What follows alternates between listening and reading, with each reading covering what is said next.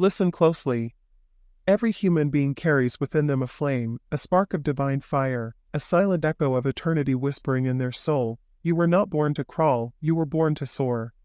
But most people, they bury this flame under layers of fear, doubt, and the weight of other people's opinions.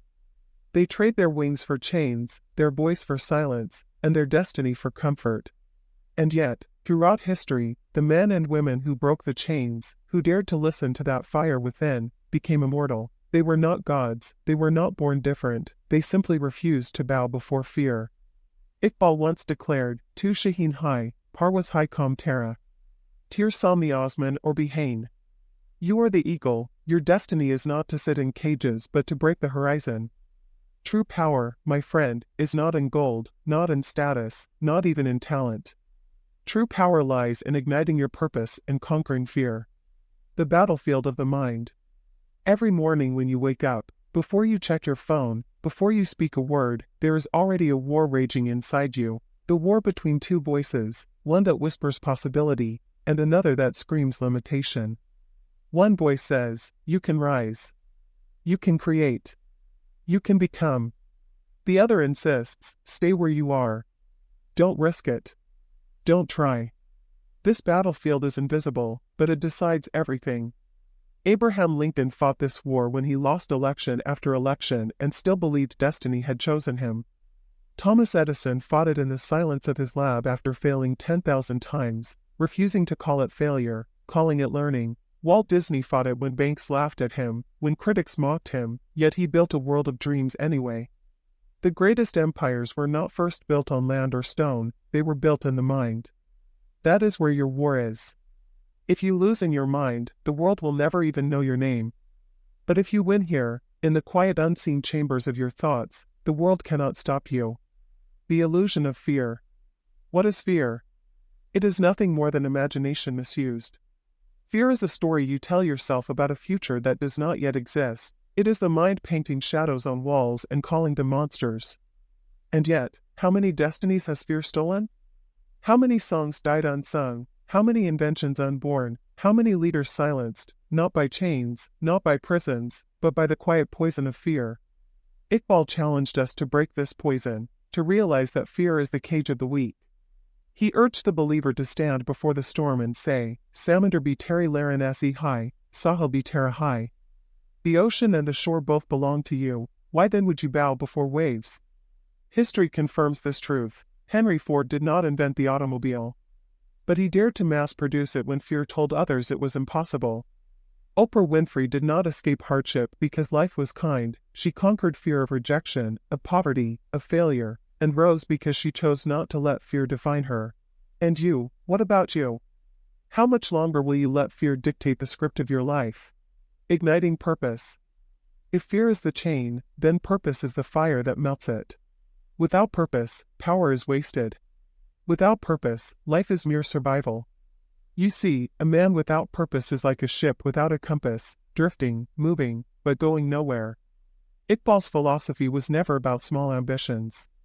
He did not ask you to survive, he demanded that you awaken the giant within you, the Khudi, the self that knows its origin is eternal. He urged man to discover a purpose so vast, so compelling, that it shakes him awake at dawn and refuses to let him sleep at night.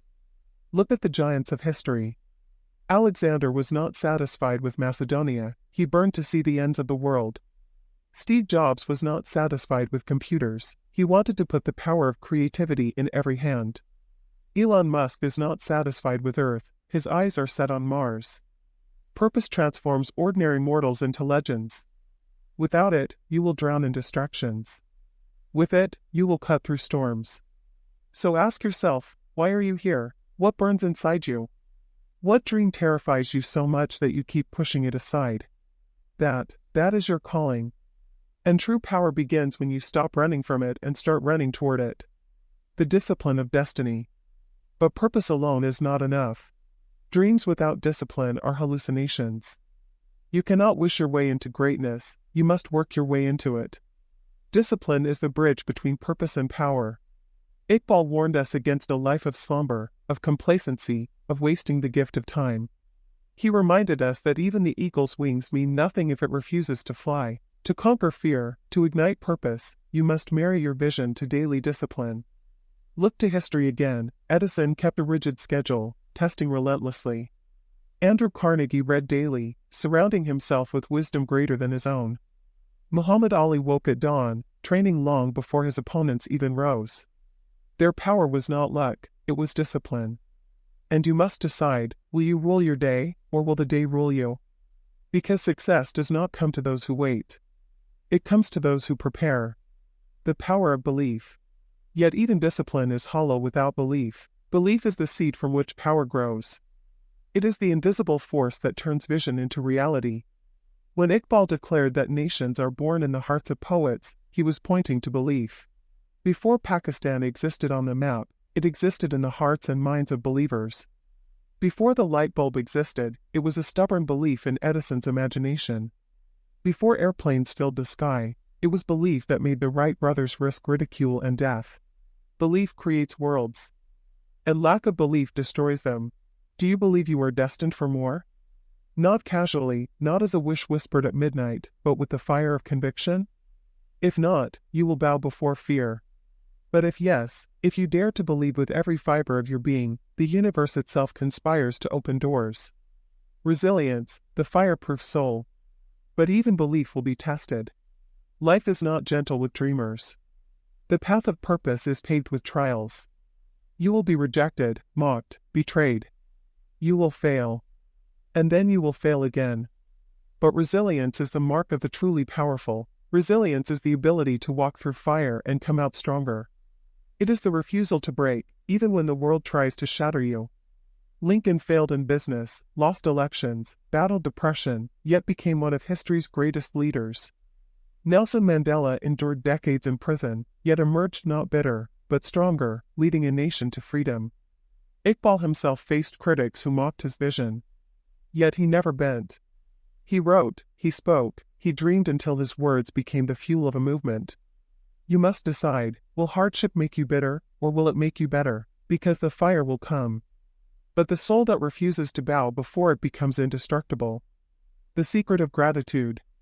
There is a paradox to power. The stronger you grow, the more temptation you will face to forget where you came from. Gratitude is the safeguard of the soul. It anchors you in humility even as the winds of success lift you higher. Gratitude does not mean complacency. Gratitude is not sitting still, saying, I am content, I need nothing more. No. Gratitude is standing tall, saying, I honor what I have, therefore I deserve to create even more. Think of every giant who walked this earth. Carnegie, one of the wealthiest men in history, dedicated his fortune to libraries, schools, and education. Edison, despite his fame, always credited his team of assistants. The Prophet of Islam, despite being the greatest leader of men, mended his own clothes and ate with the poor. Gratitude does not weaken ambition, it purifies it. It reminds you that power is not meant for self-worship but for service. That every blessing you hold is both a gift and a responsibility. When you live with gratitude, fear loses its grip, because how can fear paralyze you when you already see life itself as a miracle? Adaptability, the river that carves stone. But life is not static. The world you live in today is not the world you will face tomorrow. The leaders of the future are not those who resist change, but those who become change itself. Look to the river. A river is soft, yet it carves mountains.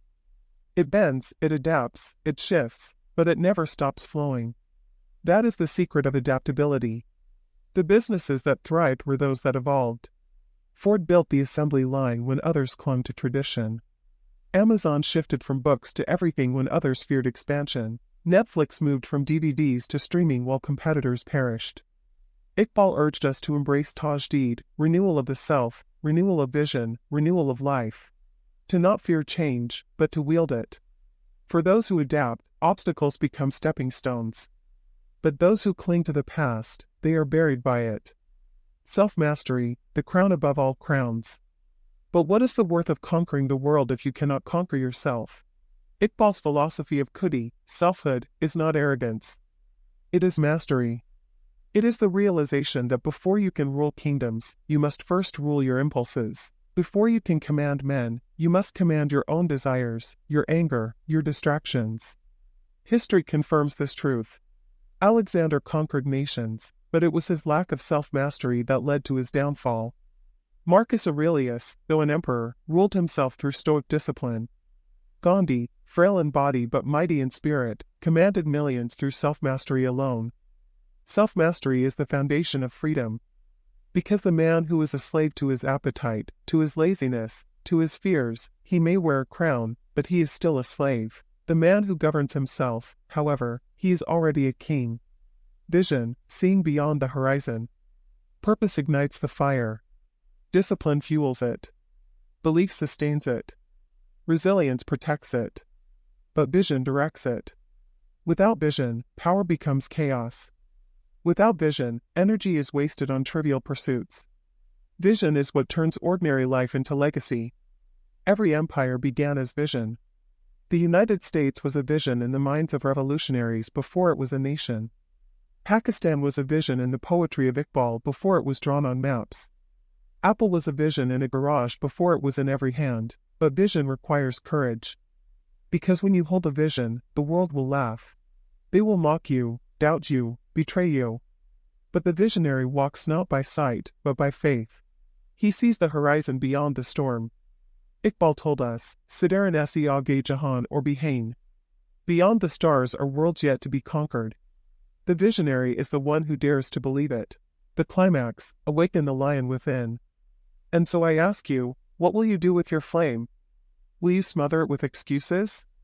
Will you hand it over to fear, to comfort, to mediocrity? Or will you feed it with discipline, with belief, with vision, until it sets your entire life ablaze? Iqbal did not write for the weak. He wrote for the lions who had forgotten their roar. He wrote for the slaves who had forgotten they were born free. He wrote for the youth who had forgotten they were destined for greatness. Mary Dunya ku garibin ko jagadu. Kapi emra kudarodi war hiladu. Rise, awaken the poor of my world, shake the palaces of the mighty. These were not just verses, they were thunder. They were a call to awaken power. And today, that call is for you. Do not wait for perfect conditions.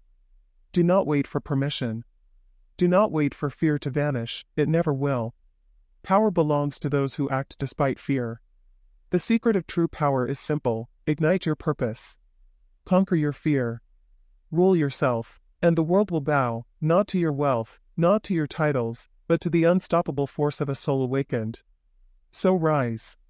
Rise above the chains. Rise above the doubts. Rise above the world's laughter. You were not born to crawl, you were born to soar. The sky is waiting. The world is waiting. Your destiny is waiting. Now go, ignite your purpose, and conquer fear.